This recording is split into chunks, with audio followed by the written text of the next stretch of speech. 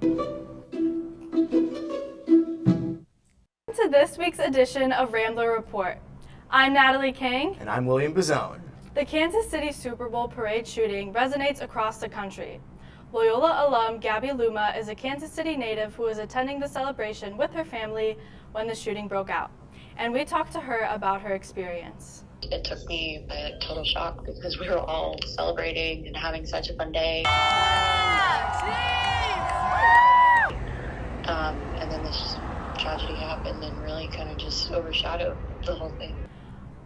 One person is confirmed dead and more than 20 injured. I can't imagine what it was like for fans like Gabby's family to be there on a day meant for celebration.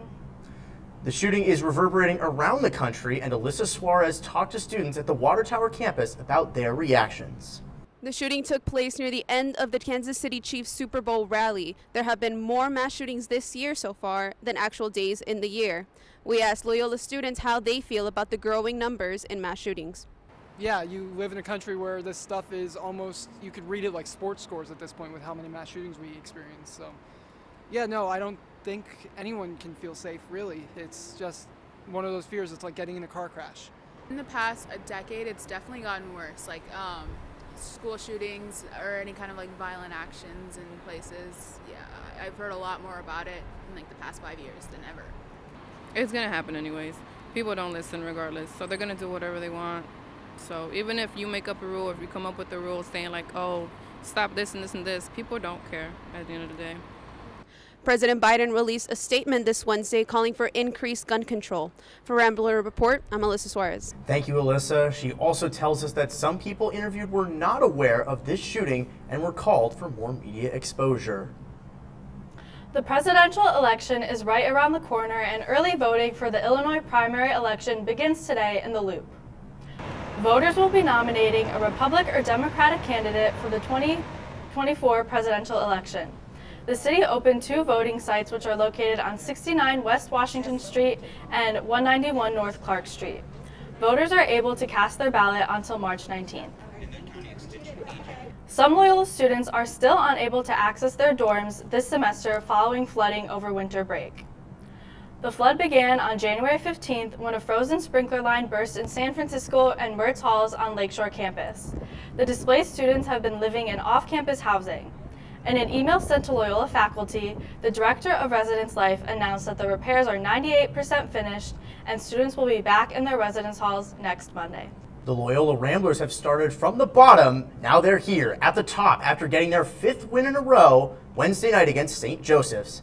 In case you missed the Drake reference, the first 100 fans got Loyola crew necks that the rapper was seen wearing in November.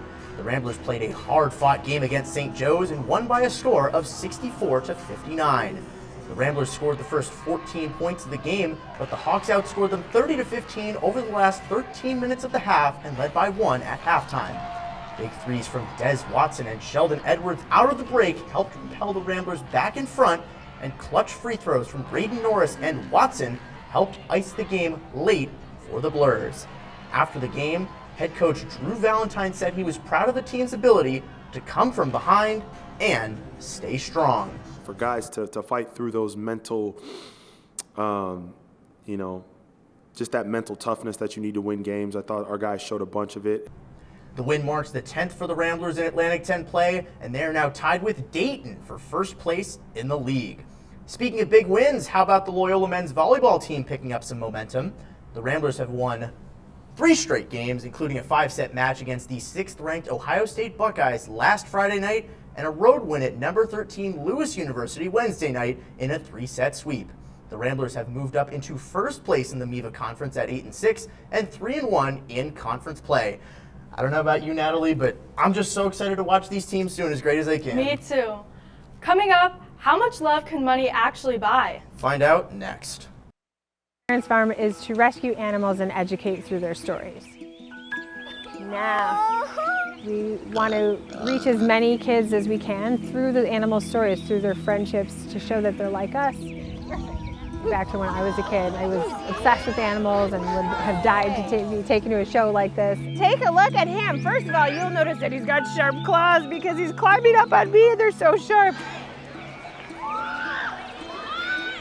I think this farm is different from other educational farms or places around because we're not like a petting zoo.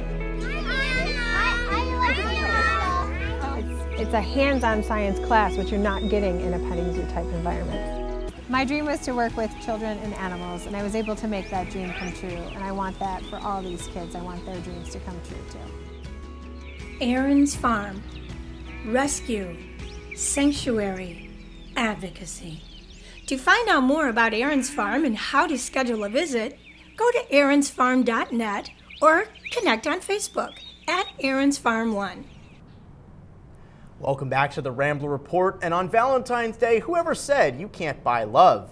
Trustpilot predicts that Americans will have spent about $160 for the big holiday on Wednesday, and couples that have been together for 1 to 2 years will be dropping nearly $250. New couples and those that have been together for more than 10 years will be spending around $180. Just how St. Valentine drew it up. With Valentine's Day and the high prices right now, it's easy to get caught up in the prices instead of the holiday. Megan Walsh went to the Water Tower campus to ask students about their plans for the festive holiday. Americans are on average supposed to spend $180 this Valentine's Day, and 30% of couples are choosing to opt out of Valentine's Day because of the high prices. Here are some Loyola students with their input. I'm planning to get her flowers and maybe like some chocolates or something, unique to her, unique for her, but yeah, we're not like crazy big on gifts. I think definitely quality time. I'm a person who likes to spend money on like experiences rather than like gifts, I guess. So I'd probably just do like a cute, fun little experience in Chicago for us to do. Yeah. I'd rather like spend the money on like an experience, like dinner and like movie, something like that. So yeah, that's what I typically do. Because of the high cost, some couples are choosing not to celebrate Valentine's Day and hoping that their partner spends the money on themselves instead. For Rambler Report, I'm Megan Walsh. To celebrate Black History Month, the Center for Black Student Excellence and Department of Programming are hosting a reception with guest speaker Nikki Giovanni today. Over 150 students and faculty gathered in Damon Student Center to celebrate Black culture, cuisine, and identity.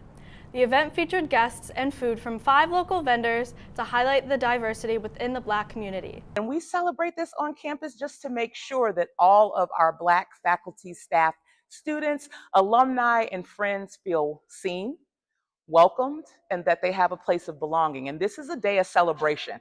With snow in the forecast, 6 newly named snowplows may be coming to a street near you. Chicago Streets and Sanitation has announced the winners of their 2nd annual snowplow naming contest, and here they are. Control Salt Delete, Casimir Plowaski, Skilling It in honor of Tom Skilling from WGN, Ernie Snowbakes, Mies Vandersnow, and Bad Bad Leroy Plow. Sister Jean's Machine was one of the names that made it into the final round of voting, but didn't make it into the top 6. Man, if only we had God on our side just a little bit more, you think we could have gotten it? I think so. Well, that's all we've got for this week's edition of the Rambler Report. Thank you for watching. We'll be back next week for more Rambler Report.